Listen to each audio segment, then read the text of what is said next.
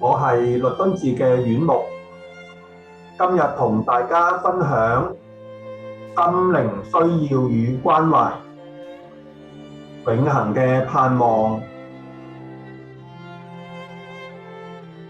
病房護士邀請院牧關懷一位末期癌病嘅病人，佢喉嚨做過手術，有一個造口，所以佢講唔到嘢。當我關心佢嘅時候，佢用手指指下耳仔，表示佢聽唔到。我嘗試透過文字書寫去關心佢，佢又表示唔識字。當我觀察呢個病人，發覺當醫生巡訪嘅時候，佢會豎起佢嘅耳仔，留心聽醫生講嘢。好明顯，佢應該係封閉咗佢自己，唔想再有人關心佢。我透過紓緩科嘅會議，知道原來佢係一位健美先生，且曾經攞過全港公開賽嘅冠軍。佢曾經喺診症室一年做過100下掌上壓。佢喺床上邊都經常嘅鍛鍊身體，保持最 fit 嘅身形。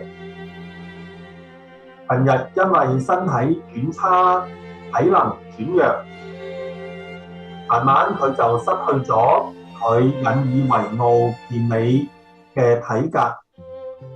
就喺嗰陣時開始，佢封閉佢自己。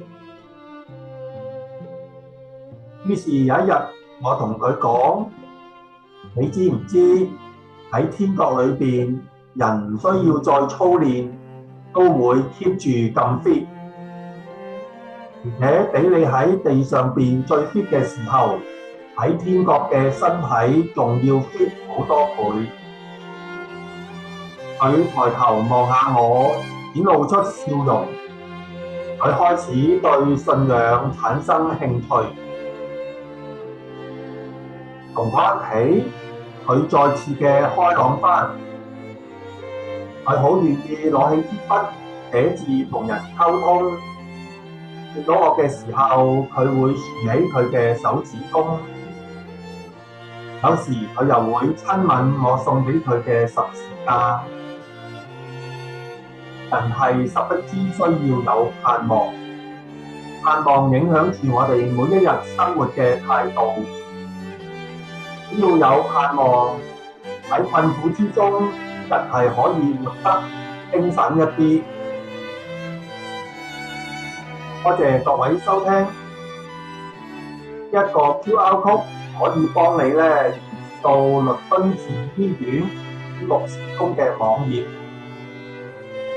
再次謝謝大家，下次再見。